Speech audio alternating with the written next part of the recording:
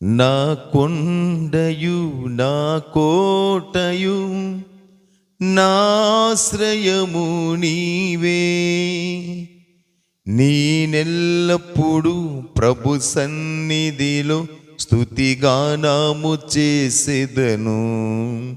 నేనెల్లప్పుడు ప్రభు సన్నిధిలో స్తుతిగానము చేసేదను. యెహోవా నాకు వెలుగాయే, యెహోవా నాకు రక్షణయే.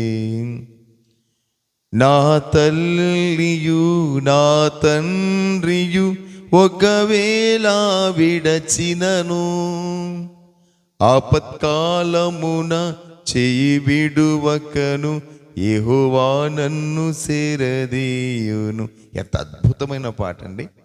Praise the lord.